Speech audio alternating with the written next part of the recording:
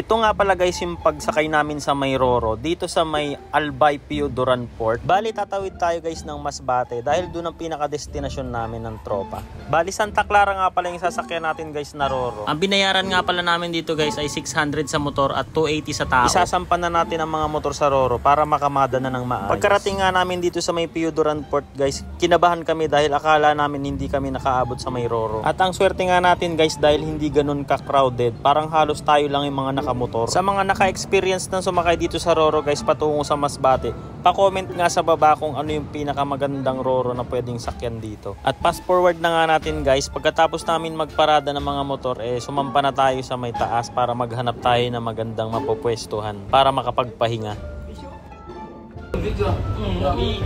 Uy. Ay, siala.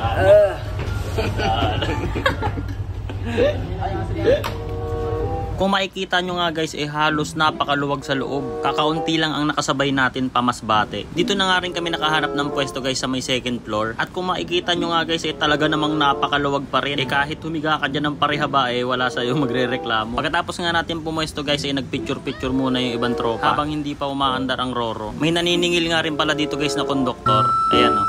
Day joke lang. Kasama natin yan. Sinisingil kami ng konduktor dito. Ayan o. Ay, nasukli.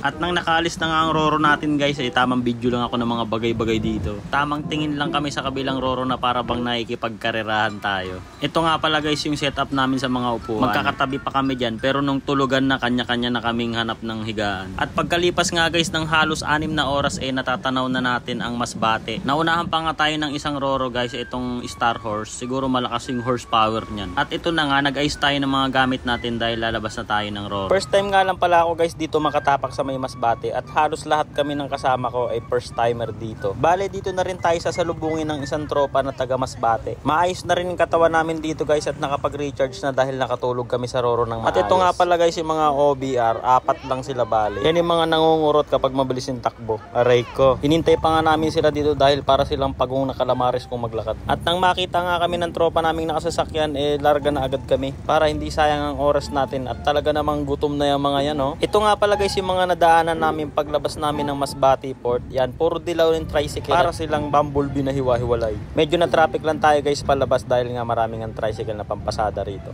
Nadaanan din namin tong Masbate Public Market. At bumiyahe nga tayo guys ng more or less 30 minutes dahil pupunta tayo sa may Mobo Masbate. Dahil papakainin muna tayo ng kaibigan sa may fine dining restaurant. Dahil nakakaawa daw kami, mukha na kaming gutom. Aray ko. Ang pangalan nga pala guys ng pinuntahan namin dito ay Dampasa Fabric. More on seafood yung sinaserve nila dito guys. Ang sasarap. Search nyo na lang sa Google Map kung saan yan. At pumasok na nga ang mga OBR sa loob para maghanap ng mauupuan namin. At habang kami naman itong mga tropa kalikot dito, kalikot doon, pokpok dito, pokpok doon. Aray ko, sira na yung call. Tama na yan, kain na tayo. Alright. At hindi pa nga tayo nakakakain guys namang problema na kaagad itong isang tropa dahil naalala niya na may naiwan siyang gamit sa may Roro. Abugbog aber na.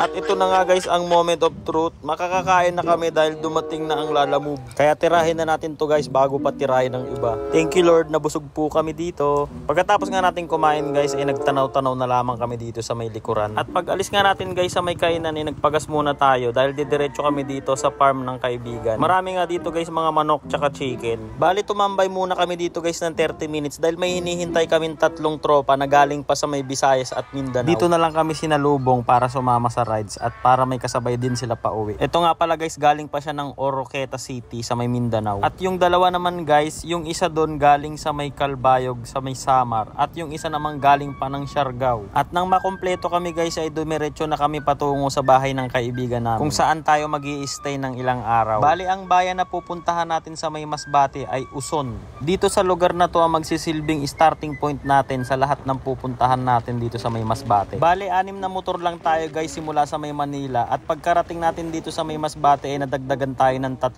tropa. Kaya naman 9 na motor na tayong babiyahe dito sa may Masbate. At pagkarating nga namin dito guys sa may bahay ng kaibigan namin dito sa may Barangay San Ramon, inaabangan na agad kami ni Lechon. Ang tagal daw namin, saan daw kami galing. At naghalo-halo na agad ang tropa natin dyan ng adobong hulaan nyo. At after nga nyan guys lutuin ay gumala-gala muna kami ng konti sa lugar. At dito nga kami napadpad sa may tulay.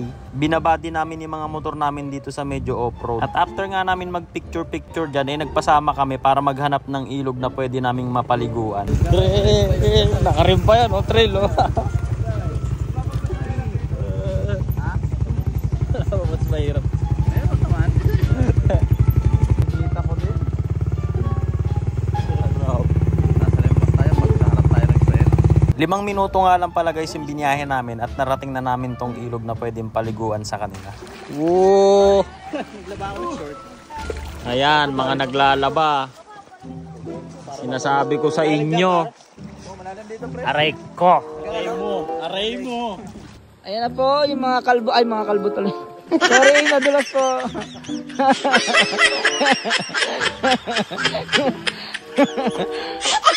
Ayan na, ayan na. Magbe-vertical uli yan, magbe-vertical. Oh, lumulutang yung bola, lumulutang. Yung bola, oy, kunin nyo. Ayan na. Wow! At after nga namin maligo guys at maglaba-laba, magba-back to base na tayo dahil gagabi na rin. Pero actually okay lang kahit abutin kami dito ng gabi dahil may kasama naman kaming araw. 5 minutes na off-road lang, makakabalik kagad kami guys. At ito nga pala yung tulay na binabaan namin kanina bago kami pumunta sa may ilog. At ito nga pala guys ang aming barracks for today's video. At ito na naman nga guys, kakain na naman tayo. Walang humpay na pagkain ang nasa harapan natin. May lechon pa nga. Tapos cake pa nga. Talaga nga namang napakasimple ng aming handa. Belated happy birthday Boss Rere. At natapos na nga ang isang buong araw guys. Kami naman ay magpapahinga para magpalakas. Baka kasi may rides tayo bukas dito, di ba? See you sa next trip guys. Babush!